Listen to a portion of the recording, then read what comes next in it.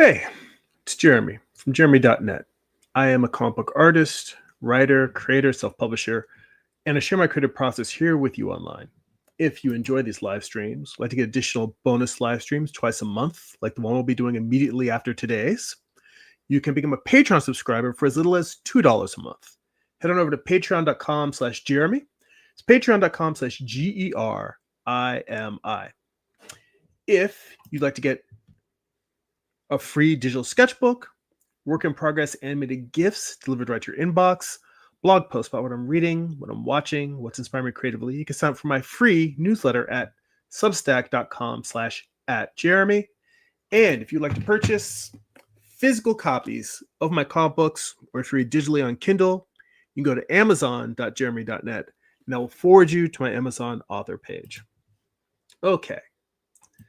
So today we're continuing with work on my next comic, and I still have not nailed down the facial features that I wanted for this character. But let's see here, and I see Dylan is in the chat already. Hi, Dylan. How you doing? Good to see you.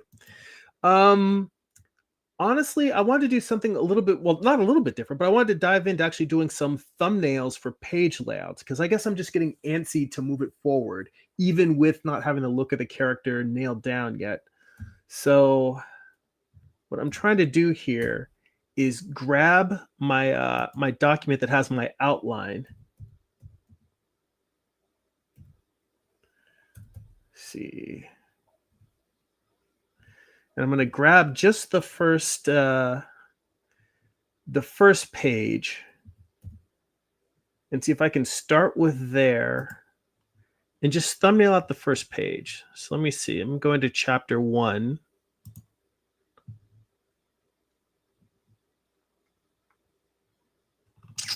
Let's see. Have I broken this down into actual page layouts yet?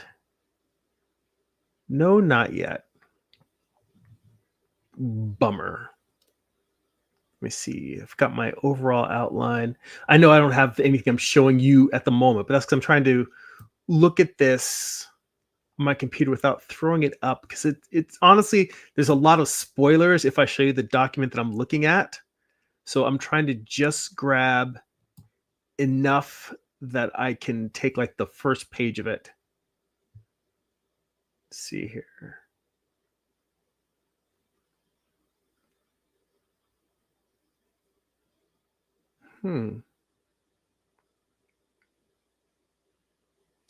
Well, you know what? I guess we're just going to freestyle here. Dylan asked how I'm doing.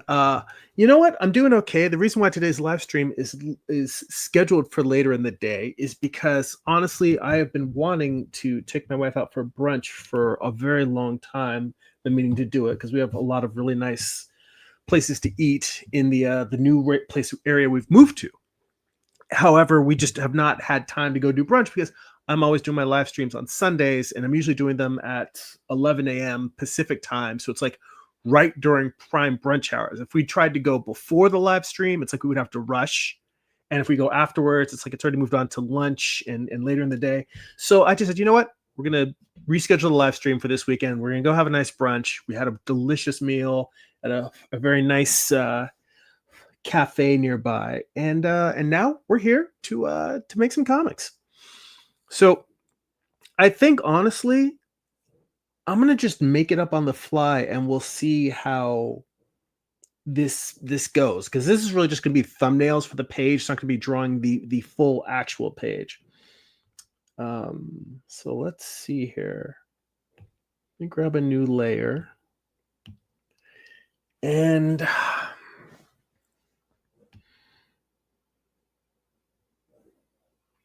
think I'm going to have to turn this. I don't need to turn it all off, but I can take these layers and hide them.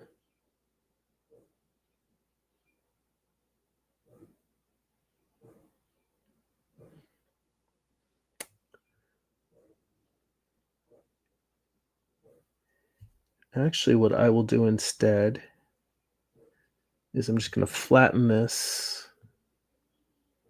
and take the part of it that I want, which is just the thumbnail of the character. and we will delete the rest.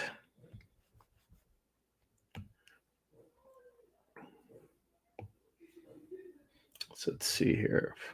So the way that I'm planning to open this story is really with oh, here we go. All right, so I upgraded to Procreate 5, 5 point whatever. They did a new update, and it looks like my custom brushes are gone, which if that's the case, I am about to be enraged. My God, it looks like all of my custom brushes are gone. I should have told it not to upgrade or update. All right, well, for now, son of a bitch. Okay, well, let's start with that. Pro tip: if Procreate asks you to upgrade your library, wait, is this back to libraries? Can I go back to what's this classic library, Procreate library? Let's go back to the classic library because hopefully this still has all of my other brushes. All right. I was about to say, if it just took all of my old brushes and just ditched them, I would be so pissed. But now what this means is I am gonna have definitely have to export and back up this library so that if for any reason Procreate upgrades, you know, if for any reason these brushes disappear or did get wiped out, I would want to be able to reload them from someplace else. And I have not at any point exported my Procreate brushes. So if you have custom brushes, that's a tip for you right there. Export them, save them in a Google Drive, save them in an iCloud folder, save them someplace other than your iPad so that you can reload them if they go away. So Dylan's like, whew. Yeah, I mean, I did not relish the idea of having to recreate all my custom brushes from scratch. And I have a brush pack that I bought from Proco a while back that I really enjoyed. The Lane Brown charcoal pack. I use that for anytime I'm doing figure drawing digitally, and losing both of those would just infuriate me. So, all right. So the idea of where I want to start this story is someplace a little bit, well, the story is about Pandora, and I want to start it with her creation. Because the idea is that she's created by the gods. She's given all of the gifts, which that's where the name Pandora means. Pan meaning all, Dora meaning gifts. I gotta switch my eraser to my classic brushes as well. All right. So the idea is that she's created by the gods, particularly Vulcan. She's forged by Vulcan, given different gifts and powers from different Greek gods.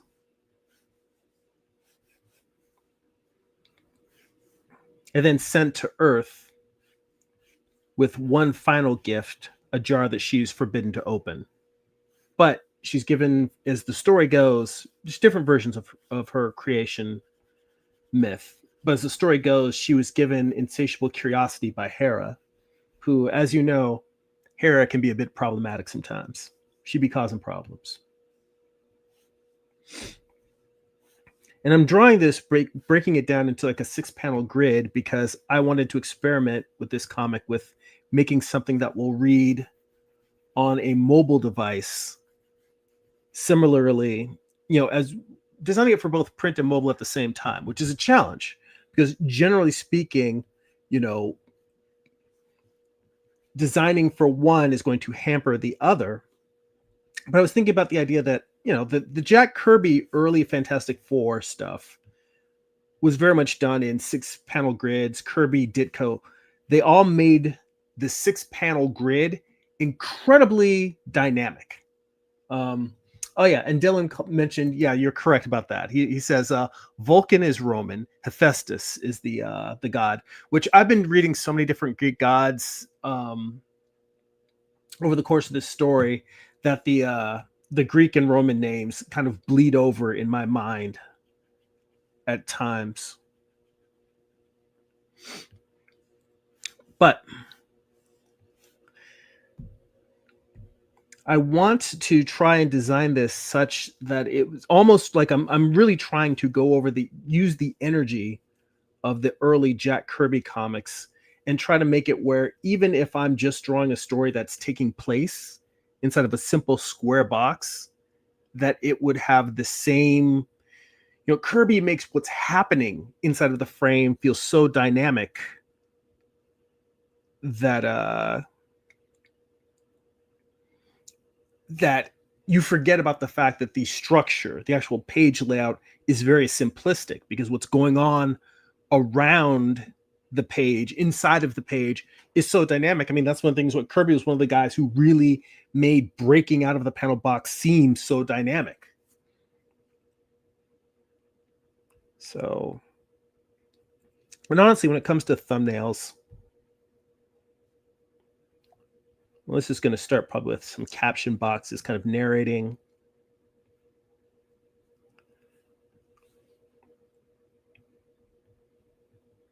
what we're going to be seeing, which is her creation.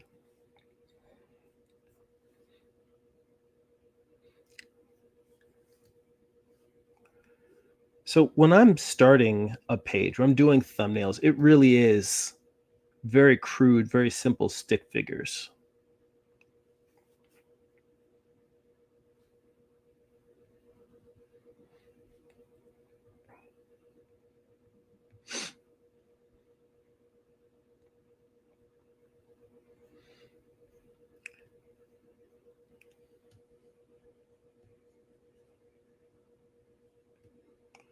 So Hephaestus, kind of a gnarled,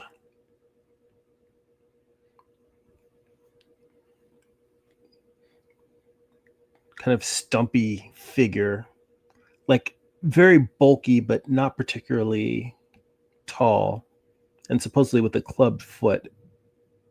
And I'm trying to decide whether the forging of Pandora is going to be literally like he's got a hammer and it's like he's forging her out of like molten steel.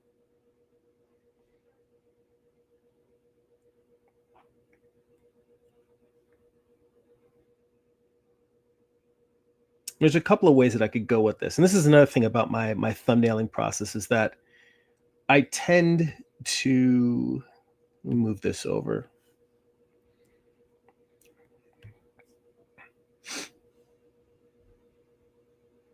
I tend to draw a lot of little stick figures all around a page. And then as I figure out what I'm doing, I kind of fit them in.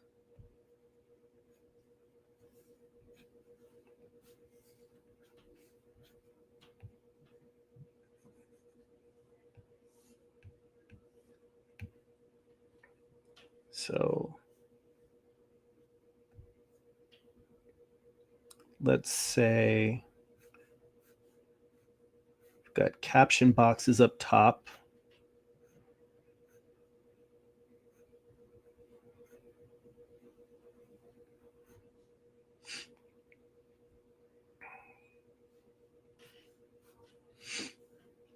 Actually, to be honest, what it should start with is an establishing shot, just kind of showing Mount Olympus. So let's say we've got a Parthenon looking. Let me just draw a box on top and then give it a bunch of columns. So that's what we'll start with. We'll start with establishing our location. That's really what should go first.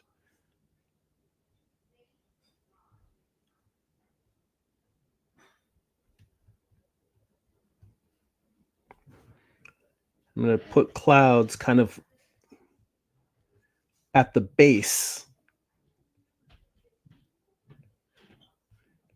kind of implying that this thing is even above the clouds.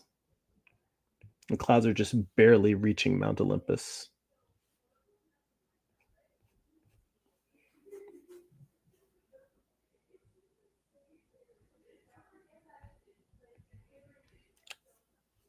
Implying a little jagged path leading up to it, which I don't really foresee any of the gods walking up this path. That path is treacherous, but that's because it's for mortals. Gods either fly up or just sort of magically teleport up. They're not traveling the way that mere mortals would travel.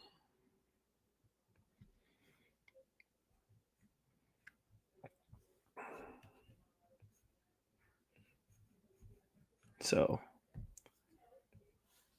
you'd start with Olympus itself.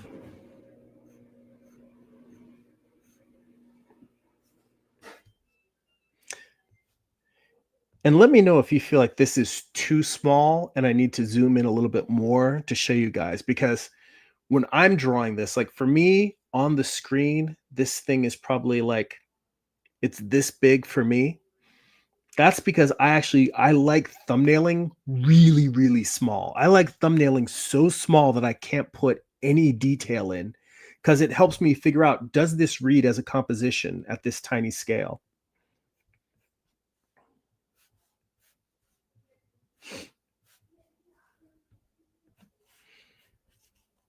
And another thing is I will try multiple versions of a shot in thumbnails. So it's like I'm whatever right now, that's the thing. This is like I'm literally showing you the rawest, messiest version of how I figure stories out, because I may end up deciding a couple of different versions of this. But let's imagine that there's a bunch of gods looking over her creation.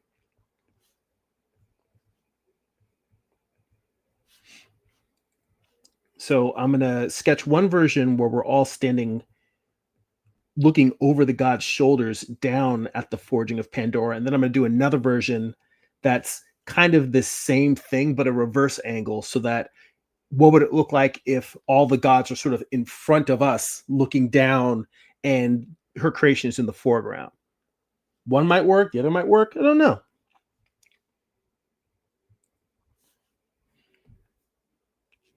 Let's see here. Dylan says, I have quite a few characters and story ideas based on Greek mythology. And he says, I like it so far. I think this size is fine since I'm watching you on my TV. Oh, nice. I'm a TV star. Okay. And I think the actual forging is probably going to have to go through a few different thumbnails before I figure out exactly how I want her forging to look. It may be that Hephaestus is like molding her out of, well, I believe he does mold her out of clay. Um, Again, need to go back, look at my notes, and really firm up story wise. What are the shots, like doing a panel by panel breakdown? That's usually the next step. Like I have the story outline for the entire series, but I haven't done my panel by panel breakdowns yet. So what I'm doing right here may well be sort of a premature act.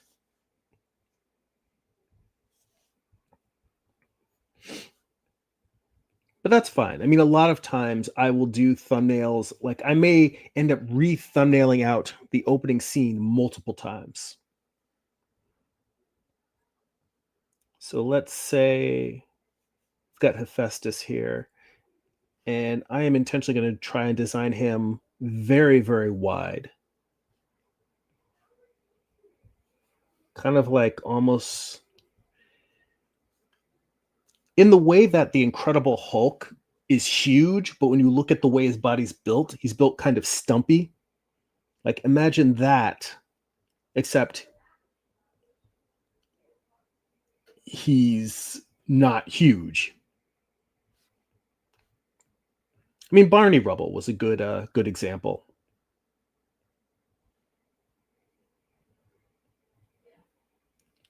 So I'm kind of implying him creating something in clay. And let's say that I'm going to have, even though this is not where his forges are, I'm going to have some hot coals in the background, like a little brazier, to imply Vulcan's normal process of forging things and fire. Put a very simple grid on the floor.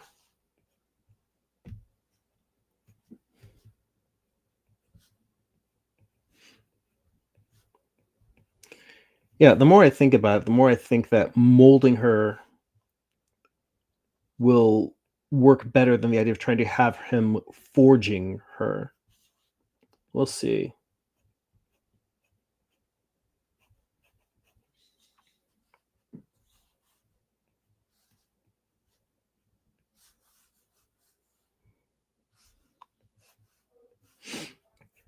So that's version 1 there.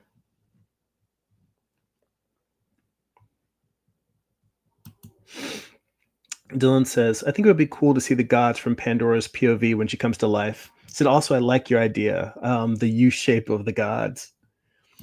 He says, I believe it would be out of clay since that's the most popular human creation myth. And it's interesting because I feel like Pandora is she's sort of a demigod in the sense that her creation is not a natural human creation and she's given powers from the gods. Not really the idea of her being given gifts by the gods, but it's more like she's got supernatural attributes. So she's not a normal mortal. Let's try another version now where we've got that same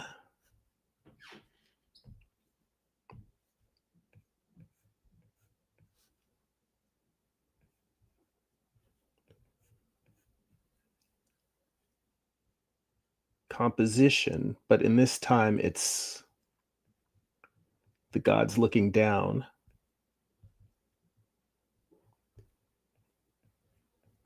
You know what? And I'm going to try and form this so that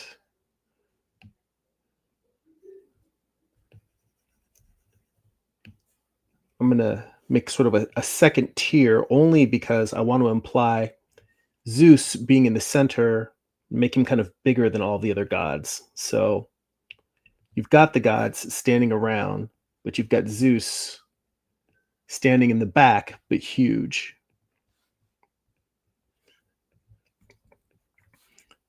And honestly, you can just like I feel like just drawing boxes and circles, that's really all you need for laying out a comic. In terms of doing like the thumbnails and figuring out the narrative structure of a story.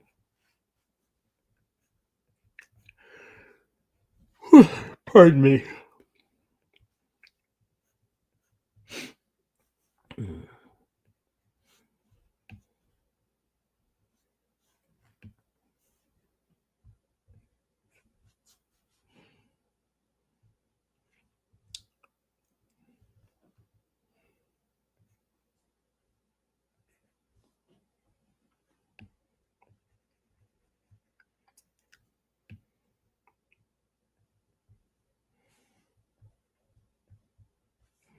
Then putting Hephaestus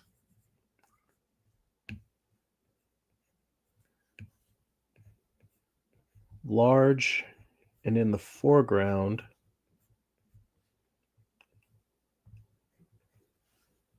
And I think what I'm going to do is I'm going to have him molding her in clay, and she's going to be sort of human shaped, and then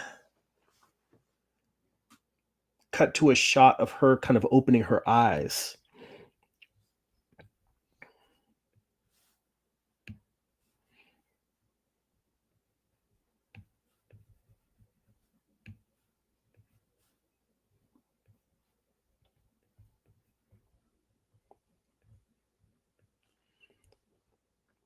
So let's say, this is kind of an interesting composition because what I'm implying here is you have all of these other gods. They're going to be tiny. You're going to have Hephaestus large in the foreground. And then right next to Zeus's head, you're going to have Pandora's head, but she herself is going to be, the only reason why she's that big is because she is the farthest in the foreground.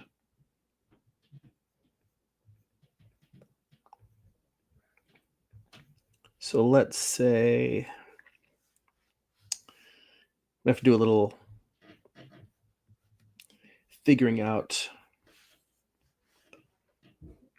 Let's say that this is her form, putting her hips down there. So she's sort of cut off at the knees. So I'm giving this sense of her being molded.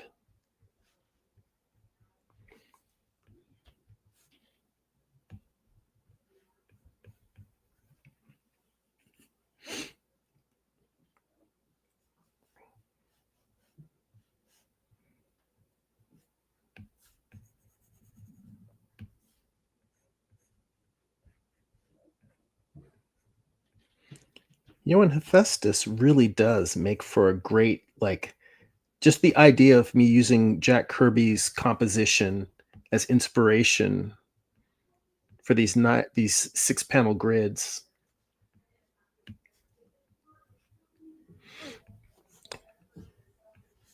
Kirby draws such beautiful, like he draws big, chunky, meaty characters, but he does them with elegance and grace. And I feel like that is something that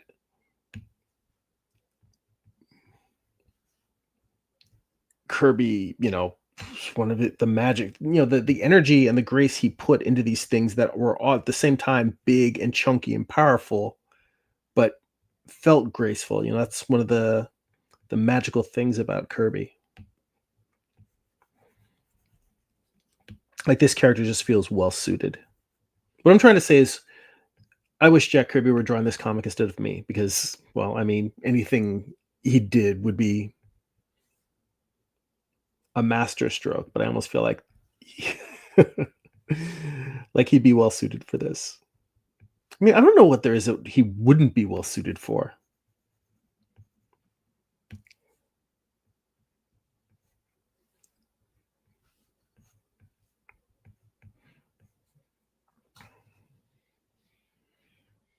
Let's see here. Dylan says that Pandora was created out of spite and anger from Zeus's demand. Prometheus took his time and showed care of the process. He said, I also view her myth as being kind of misogynistic. Yeah, it is, because she takes all of the blame for quote unquote releasing the evils of man, when really all this was about a petty beef between Zeus and Prometheus, and him just wanting to punish him through his brother, Prometheus's brother.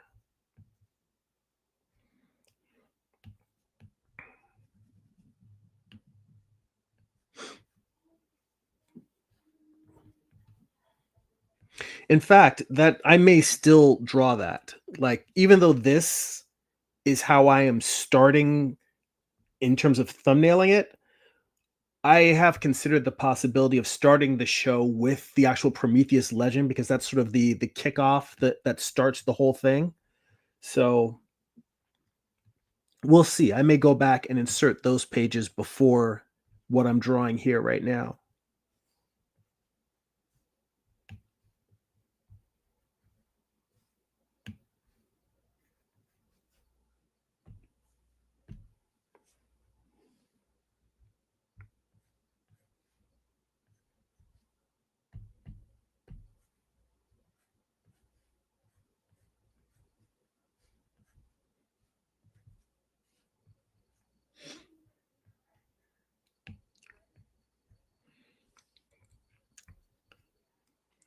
And what's great is as I'm doing this, this is what I when I talk about the idea that sometimes you learn how to draw the character in drawing the story. I have not designed Hephaestus yet, but as I'm doing this, I'm getting a sense of what I want him to look like.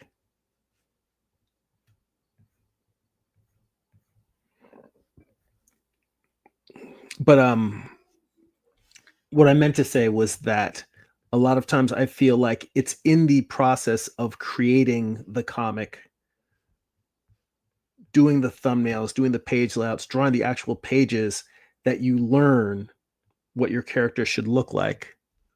And a lot of times I feel like I should do the entire thing, do the whole comic, finish it off, and then do my model sheets. But I mean, who needs model sheets when you've done the whole thing?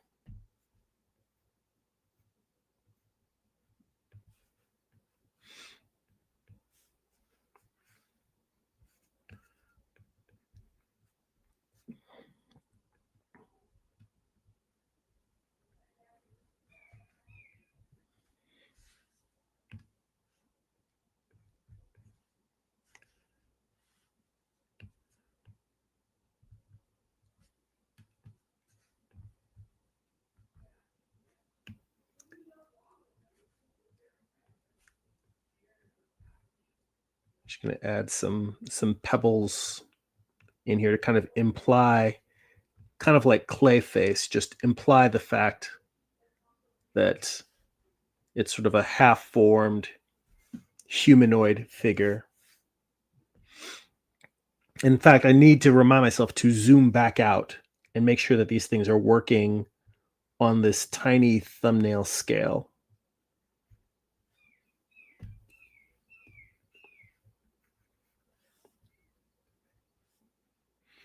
So there will be basically kind of a triumvirate here of Zeus, Hephaestus, and Pandora while she's being created.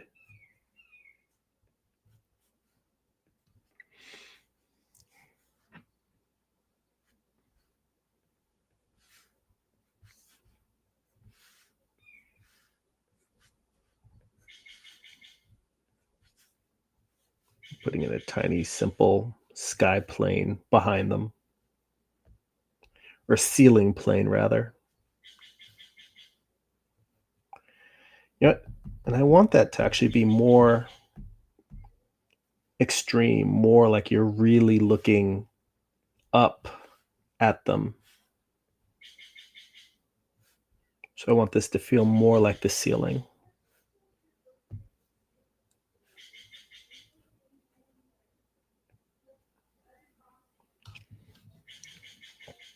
Let's see here. Dylan says, I would say that Hephaestus would be well suited for Mike Mignola. Yeah, well, I know Mignola. Well, I don't know for sure that he's a Kirby fan. I kind of feel like he is, but I would actually need to go back and rewatch the Drawing Monsters documentary because I'm trying to remember.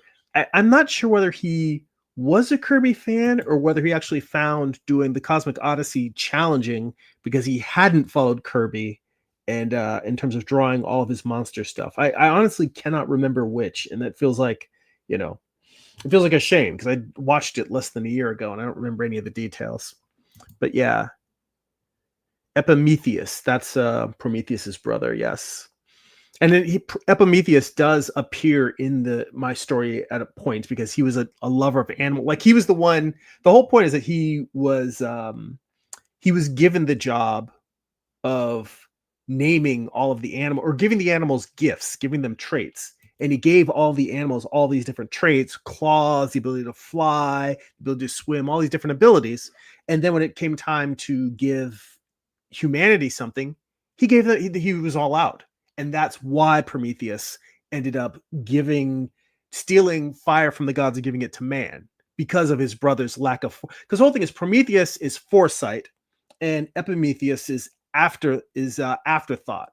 So the whole thing is like Prometheus thinks things through. Epimetheus is always like acting without planning, acting like without thought. And that's why, Zeus feels like he's the perfect person to give Pandora, to award Pandora as a bride, knowing that she's going to have this box that at some point, like, she's going to open. And you know what? It's another thing. It's funny. Dylan had mentioned the idea of Pandora's myth feeling a little bit misogynistic. I almost feel like it was a twofer. Like, even if Pandora hadn't been given curiosity as a gift, I feel like Epimetheus would have opened the box. Because in my version of the story, which is kind of how he sounds, he would just be a thoughtless dumbass. Um, a lover of animals, a very sweet. So I'm gonna convey him as sort of a sweet dum dum. He's not going to be an evil character, but he's going to be what he is, which is thoughtless. Anyway, I do really like this composition for Pandora's creation. So we'll start with the location of you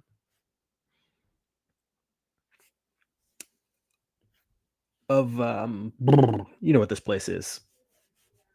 Mount Olympus. And I also do want to consider the possibility of doing Mount Olympus. It is a tall vertical structure, but I do want to consider the possibility of doing it as a panoramic panel, just to create that sense of like you're really establishing location here.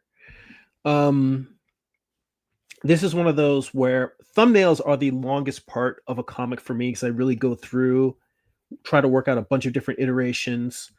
The fact that it's going to be in these square frames definitely creates a challenge for me. In fact, it's kind of funny that I'm choosing to stick with 6-panel grids when a 9-panel grid would actually work better for both mobile and print. And I'm used to working in 9-panel grids more often anyway. Like, I don't know if for anyone who's read Morningstar, somewhat in the first volume, but definitely in the second volume, I lean really heavily on 9-panel grids, kind of like taking a lot of inspiration from Dave Gibbons' Watchmen layouts. It really is something where I, thought a lot of the story in that angle, and that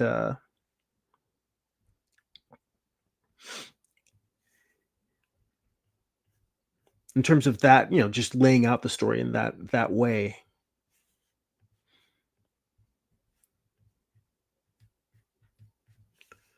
So we'll see whether I stick with 6-panel grids or whether I change to 9-panel. And it's possible that I may end up doing both. I may go like some pages will be 6-panel, some pages will be 9-panel.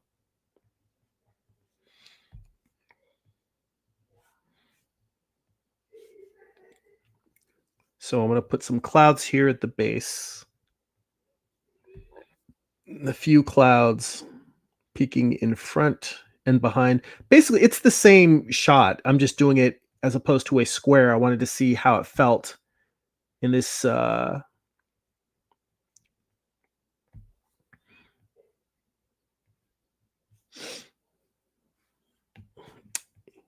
this 2-panel tier, because that's what I'm going to do. Is if I'm doing panels and I plan to, for mobile devices, I plan to take it where I would break it so that the person would see this panel first and that panel second, and in print you'd see them together.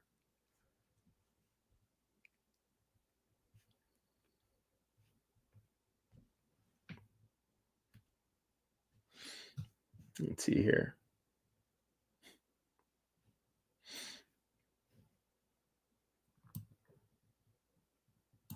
Yeah, here Dylan says Prometheus is a Jesus type figure, a lover and defender of man.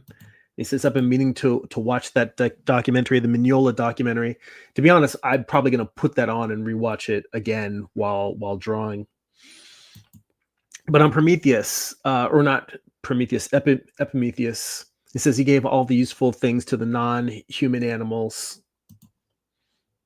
He says, an LOL. He can see that in terms of Epimetheus, sort of a himbo. Yeah, that's kind of what I'm going for.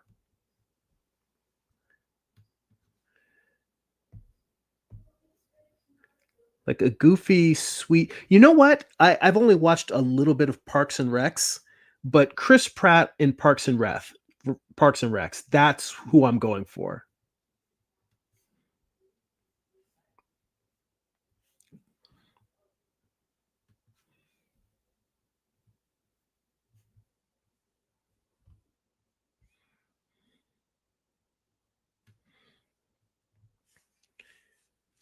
Yeah, I like the feeling of this as a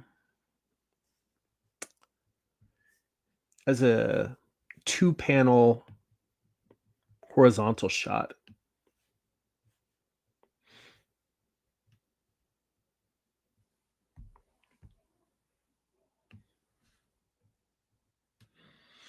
By the way, just so you guys know, we are at about 40 minutes. At an hour, we're going to wrap up this live stream and then we're going to head over to start the Patreon live stream. And for the Patreon live stream, I'm unfortunately only going to have time to go for an hour, but we're going to be doing more figure drawing because I had a poll up to ask what book they wanted to do next, and I basically got 3 votes for 3 different books, so there was no consensus. And honestly, I'm not quite ready to dive in. What I was going to do is I just said, all right, well, if there's no consensus, then I'm just going to pick whichever one I want to do. But what I want to do, I don't necessarily have time to do yet. So there's a little bit of pre-planning to do before that. So I'm going to go into some of the figure drawing that I was working on last week, and I'm going to just work on that for a while during the Patreon live stream. So just letting anyone know, for any of the patrons that are watching now, that there will be a live stream coming on immediately after wrapping this one up.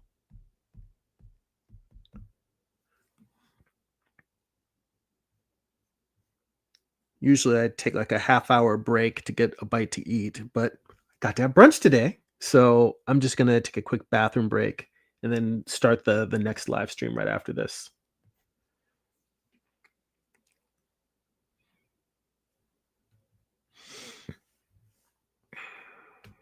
And I need to force myself to stop noodling here because this is the reason why you make thumbnails super small. Because I'm looking at this and I'm like, oh well, I like the way that I did Mount Olympus in the first thumbnail, and it doesn't feel the same on this one. And I start noodling, saying, well, how do I get it to feel like the other one? And the whole point is, look, that's irrelevant. It's going to be completely different when I draw the actual real thing. So why am I wasting time trying to get a thumbnail just right? Ooh, now that's an idea. What I should do is have the little road that's going up come in on the first panel and go across the panel border and then cut back and forth.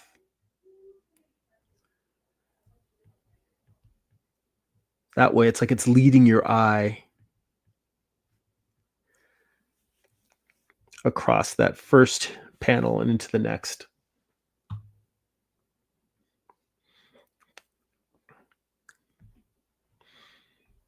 So then let's say if this is panel 3, panel 4, I don't need to, but I'm already thinking about the fact of not repeating shots with the same sized heads. So I think doing an extreme close up of Pandora's sleeping eye and then waking up.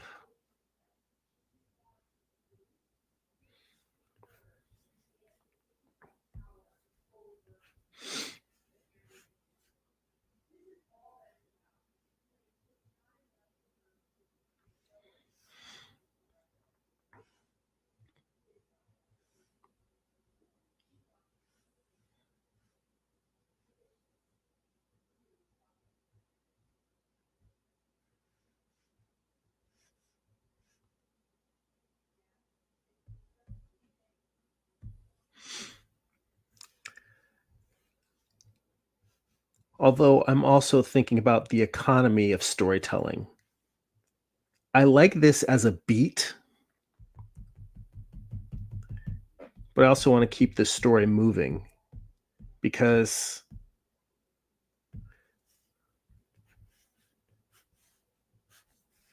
this right here, if I'm doing 6 panel grids, 2 panels just show her eye opening, closed and then opening. That's literally eating up a third of the page real estate just to show that little thing. So this section right here might get cut just to keep things moving on pacing wise.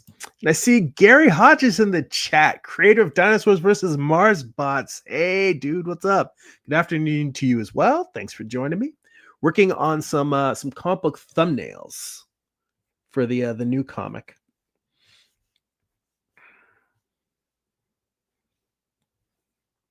And I'm winging it by the seat of my pants because I haven't even actually done my panel by panel breakdown for my script. I just was like, I could get started on doing this, or I could just keep working on the fact that I'm still not happy with the way my main character looks. And I thought, you know what? Let's just dive in. I mean, the worst that could happen is I sketch something out and have to redraw it because it doesn't work. Um,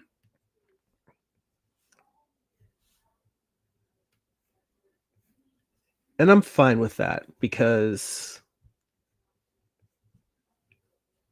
working and reworking things, like I am definitely much more of a rework and sculpt and refine bits and pieces of the story until I get it right, as opposed to like somebody who just makes up the story as they go along. It's spontaneous and they get down on the page and it works. I wish I were that guy. I'm not that guy.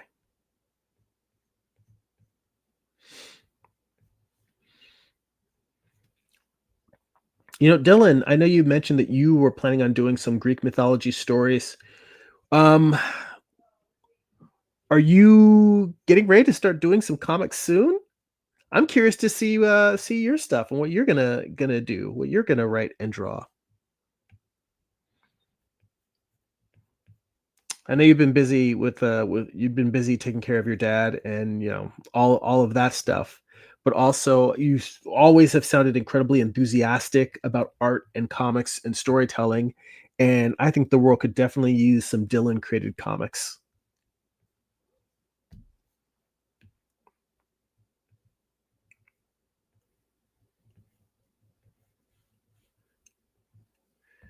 Let's see here.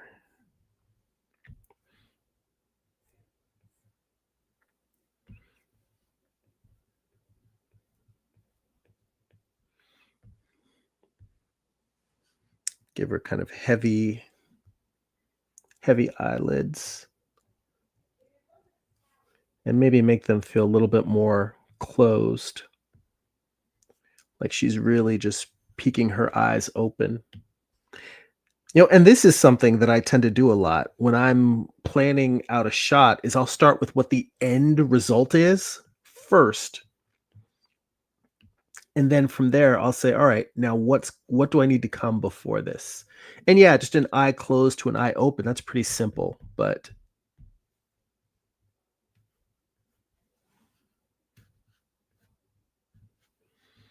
let's see here.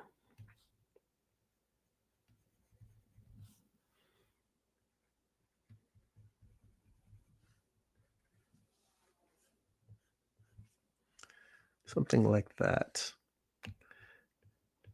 And here's the challenge and the reason why designing this character has been so hard is because I want her to feel glamorous and elegant, but I also want her to feel very young. Like I want her to feel like she is between 17 and 19. I don't want her to feel like a mature, grown like I don't want her to feel like Wonder Woman. I want her to feel more like Donna Troy, if anything.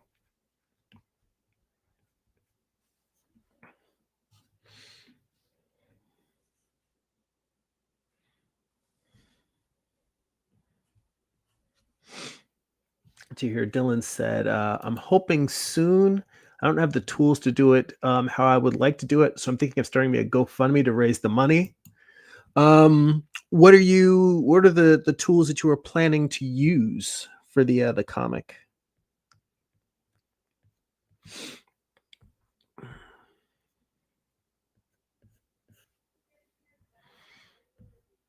I ask only because one of the beauties of doing comics is the ability to just make them with just pen and paper.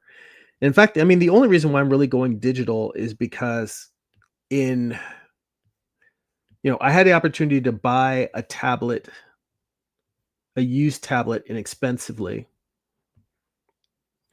And then once I bought it, I was using it for thumbnails, and it became one of those things where I was so tempted as I would do my thumbnails digitally. I'm like, I could just finish this whole thing right here. And so I thought, why not try out a completely digital workflow just to see? But that said, the way things are going with the dreaded AI, I am so tired of talking about AI. But the way things are, hang on, my cats look like they are about to start fighting, and I may have to break up some combat here. Hang on. Hey, hey, hey. Shh. That's me. Shh. We have two cats. They are siblings, and one of them is super sweet, and the other one is sweet to us but hates her sister. So let's see here. Dylan says, low key, it would be cool to see the god's reflections in her eyes when she opens them.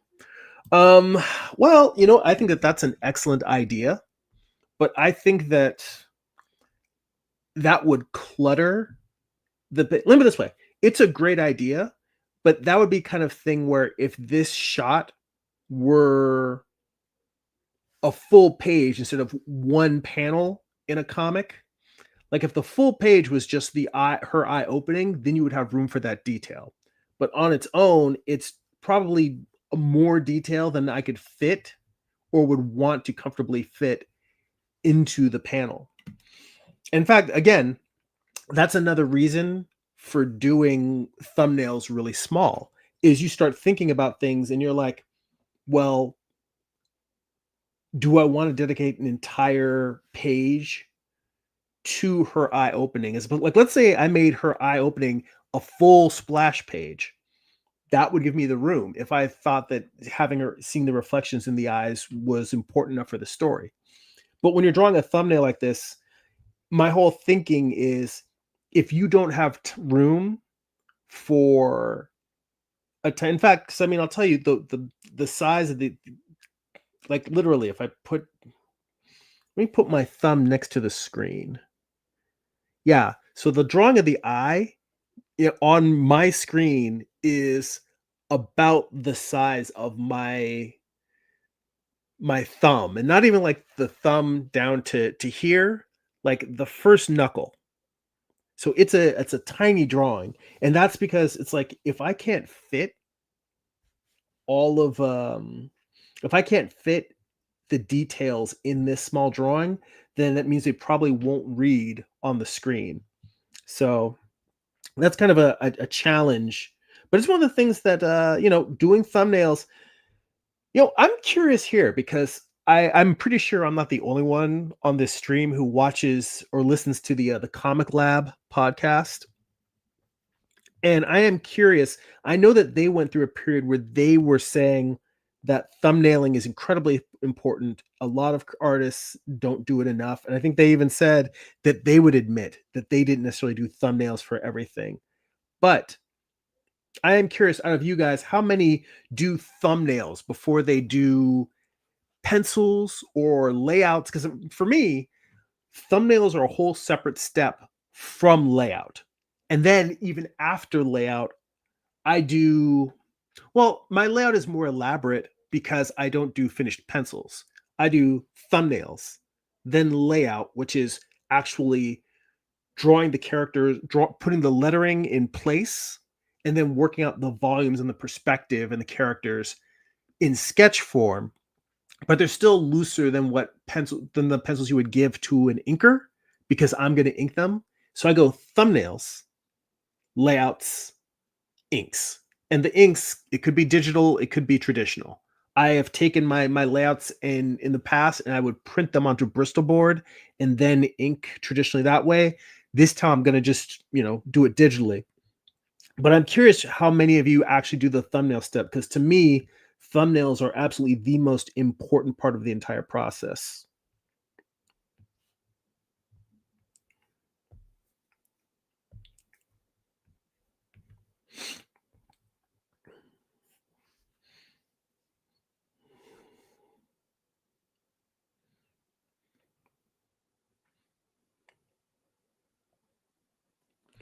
Yeah, I honestly think the introduction of this story, the beginning of this story, is going to be um, a retelling of the Prometheus mythology.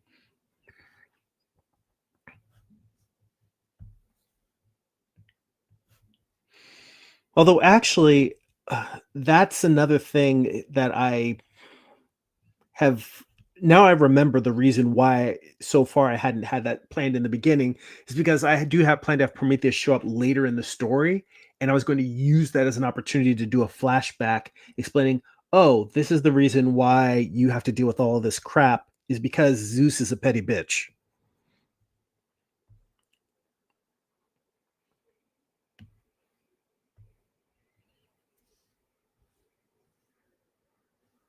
So I'm thinking for the last panel of the page, we get to see Pandora waking up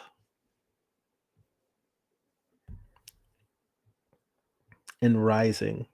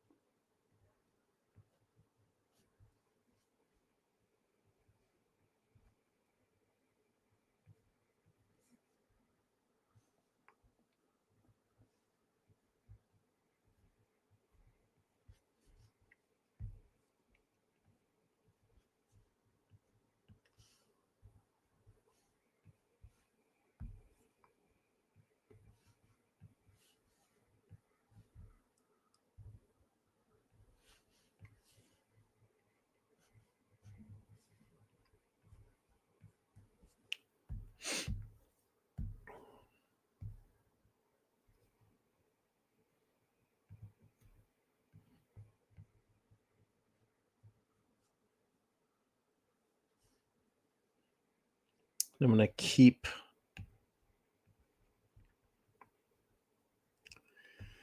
Hephaestus off to the side here, keeping him on her left. Well, on our left.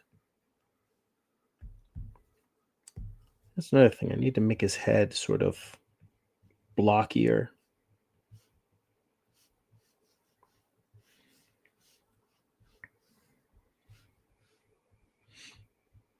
And we're just going to have another indistinct god in their robes standing in the background.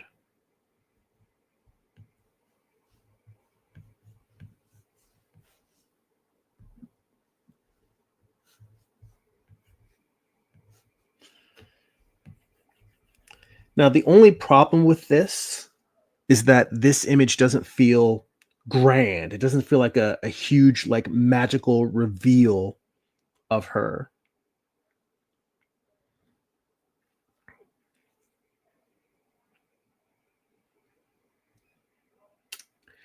Well, that's a good question. If it's maybe it's one of those things where, hmm, now that's an idea. I can have the sitting up as sort of a silhouette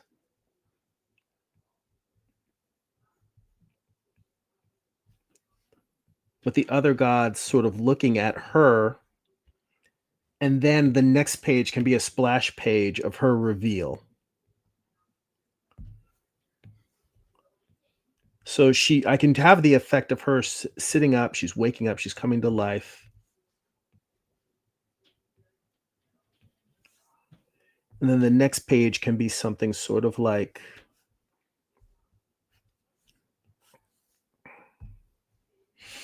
and this is something that will be challenging in that the lettering will be, if I'm planning to do this all as a 6-panel grid,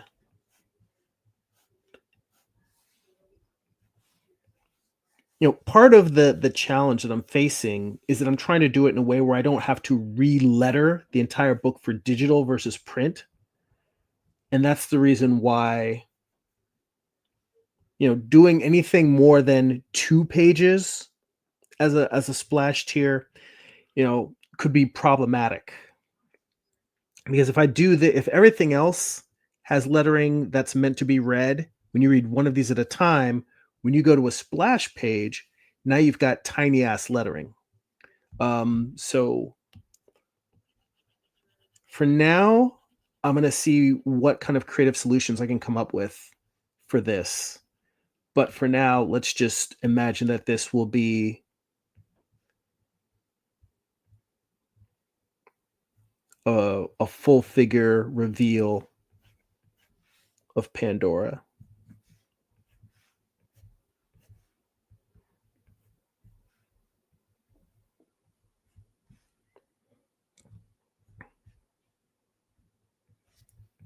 Some drapery maybe hanging off of her.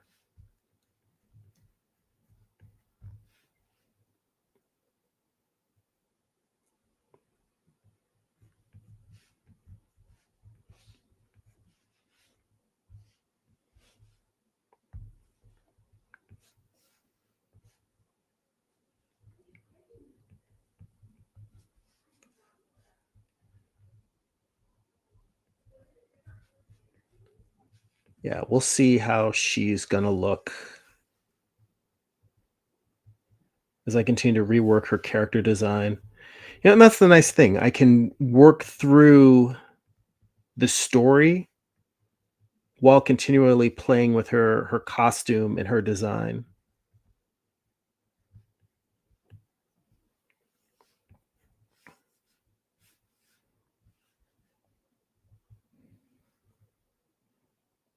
I'll have Zeus kind of lurking back here, kind of creepily, maybe leering. He's got that unpleasant grin of I know that this is totally going to screw over Prometheus and his brother. And he's just like, yeah, because he's a jerk.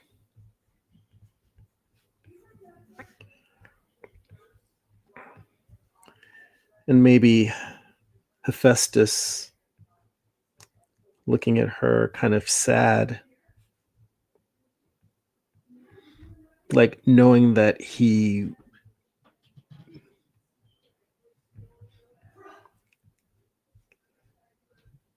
is creating her as an instrument of destruction and tragedy.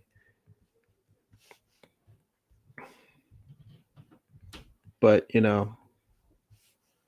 jerk Zeus is making him do it. So we'll see.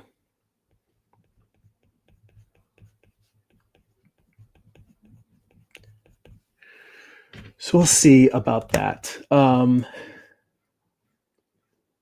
see here.